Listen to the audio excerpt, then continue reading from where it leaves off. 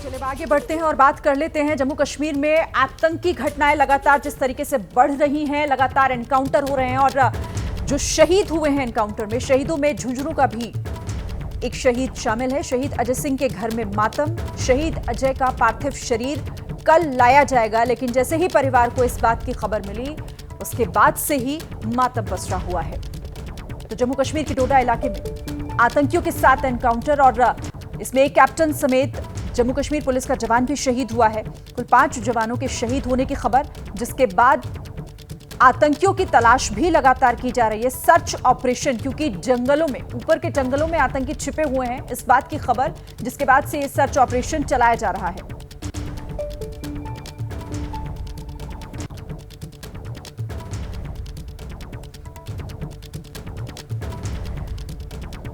तो कश्मीर टाइगर्स ने इस हमले की जिम्मेदारी ली है। सुरक्षा बलों ने पूरे इलाके की घेराबंदी की हुई है और जंगलों में छिपे होने की जानकारी के बाद उस पूरे इलाके को कॉर्डन ऑफ कर दिया गया है। लगातार वहां पर सर्च ऑपरेशन चलाया जा रहा है।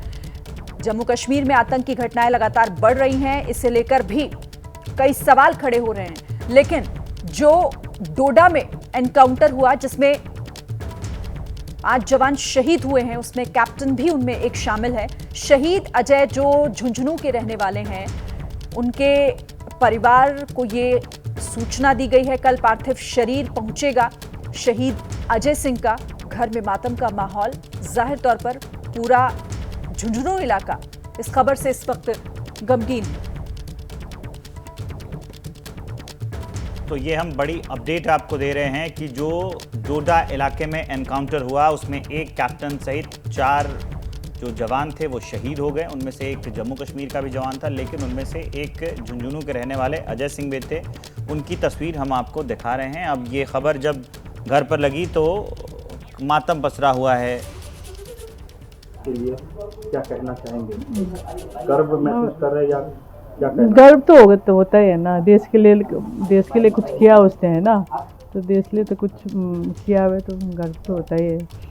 ये है कि उसके अलावा फिर उसको हमने अभी वो हमसे दूर गए ना काफ़ी, उसके लिए भी हो सकता है। सख्त कार्रवाई करना चाहिए तेजों के खिलाफ। वो तो करना तो चाहिए, अभी वो तो करेंगे, गवर्नमेंट करेंगे भी। अभी ऐसा तो नहीं है कि गवर्नमेंट ऐसे बैठेंगे, वो लोग करेंगे। ऐसे भी कल से ज़्यादा डिप्लॉय हो रखा है वहाँ पे, तो अभी तो करेंगे। बट वही है कि अनफॉर्चुनेटली हमारा उसके साथ हुआ, तो फिर वो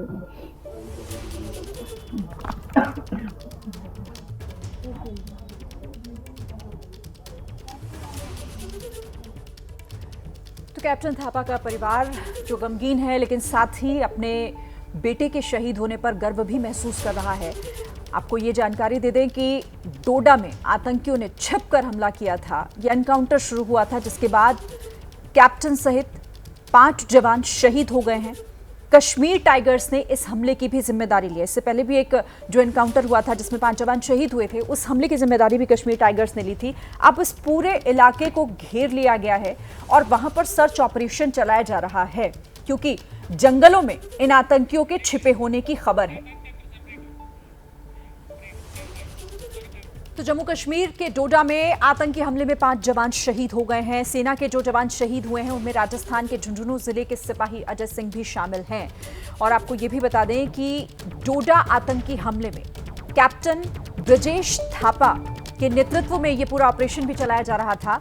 5 जवान शहीद हो गए। डोडा आतंकी हमले में कैप्टन समेत 5 जवान शहीद। और अब कैप्टन थापा के परिवार को भी आपने थोड़ी देर पहले सुना, जो गमगीन है, लेकिन साथ ही बेटे की शहादत पर गर्व भी महसूस कर रहा है। और साथ ही ये भी सरकार से उम्मीद कि उन आतंकियों को छोड़ा नहीं जाएगा। जम्मू कश्मीर में लगातार आतंक की घटनाएं बढ़ रही हैं।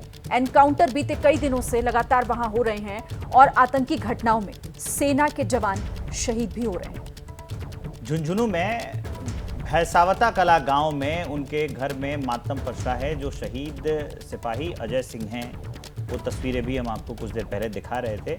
अजय सिंह का जो पार्थिव शरीर है वो कल सुबह गांव लाया जाएगा। अभी जो तस्वीरें चल रही हैं, ये तस्वीर कैप्टन के घर की हैं। वहाँ पर मातम पसरा हुआ है। हालांकि इस शहादत पर पूरे परिवार को, पूरे देश को गर्व है, लेकिन ये जो समय होता है, ये काफ़ी कठिन समय होता है। कैप्टन ब्रजेश थापा, उनके घर की तस्वीरें हम आपको दिखा रहे हैं। एनकाउंटर हुआ और उसमें हमारे 5 जवान शहीद हो गए हैं, उनमें से एक कैप्टन भी थे। और अब क्या बोल सकते हैं, हमें क्या रिएक्शन तो क्या हो सकता है ना। हमें अपने बेटा को गुम ही कर दिया। अभी तो आएगा भी नहीं कभी वो वापस। तो कब पता चला आपको? कल रात को पता चला 11 o'clock को। तो आपका लड़का कैसा था? वो तो बहुत ही डिसेंट था और ऐसे मतलब कंप्लेन कभी नहीं करता था। वो जैसे कंप्लेन करते ना लोग, ऐसे था ऐसे नहीं था। वो is a very decent guy. तो जैसे तो उसको आर्मी में जाना भी था, उसको बता भी रखा था हम लोग ने कि आर्मी में ज़्यादा लाइफ टफ होता है। कि उसने देखा हुआ है अपने पापा को।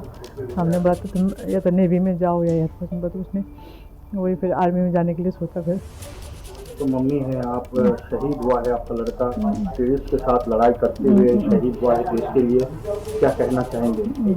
गर्व महसूस कर रहे हैं या क्या कहना? गर्व तो होता ही है ना। देश के लिए कुछ किया उसने है ना, तो देश के लिए तो कुछ किया हुआ, तो गर्व तो होता ही है। ये है कि उसके अलावा फिर उसको हमने अभी वो हमसे दूर गए ना काफ़ी, उसके लिए भी हो सकता है। सख्त कार्रवाई करना चाहिए टेररिस्ट के खिलाफ।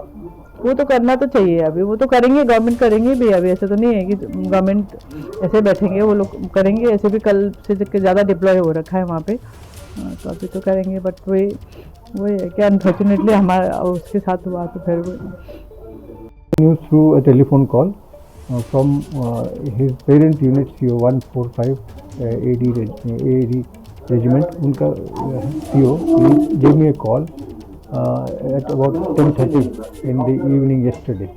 Then only I came to know. He told me, he broke the news to me that Rajesh is no more, and I could not believe. Then I asked him to kindly recheck, maybe this is but he says, this is confirmed. This is what he said. Sir, being an army personnel, you have lost your son. Yes. So how do you look into this? You see, my son was always he wanted to be in the army. Right from his childhood, he used to, I said he used to wear my army dress and go around, and he used to feel good. And even after he done his engineering, he takes his BTech, but still he was bent on going to the army only. And he did not. He was so much into that he wanted to go to the army that he had a liking for army so much that he did not prepare much. Still he got through all the tests in the army, including the SSV. He cleared it in one go. In his batch of about, I think, 60 people, he was the only one who cleared all the interviews and everything, and including the medical. He was the only one in that particular batch during SSV. So he was just 27. Yes. So what's your feeling? Are you feeling proud or something else? I feel proud that my son has done something for our nation and for the security of the nation. And but only thing is that we will be missing him for the rest of our life. That is the only sad part that we have. Otherwise, I am happy that he's given his life for the country. Do you think government should take strong action against the militant? You see, government is taking action. It is not that they are not taking action. Only thing is these sort of incidents keeps on happening because there are a lot of supporters within that area also, and it is because of the supporters that they get that is. तो परिवार गमगीन है, लेकिन captain Brajesh Thapa के पिता और उनकी मां को भी आपने सुना, जो अपने बेटे की शहादत पर गर्व महसूस कर रहे हैं। और उन्होंने बताया कि कल रात ही उन्हें इस एनकाउंटर और अपने बेटे की शहादत के बारे में पता चला। जैसे ही घड़ी का काटा दोपहर 2:30 पे आए, बबीता जी का दिल सास बहू साजिश के लिए मचल जाए। और ये है इनकी बहू, पूरे दिन ऑफिस की टेंशन हो जाए गॉन जब ये करें अपना फेवरेट शो फ्री टाइम पे ऑन। इनकी तरह आप भी देखें अपना फेवरेट शो अपने टाइम पर और डाउनलोड कीजिए ABP लाइव ऐप अपने स्मार्ट टीवी पर।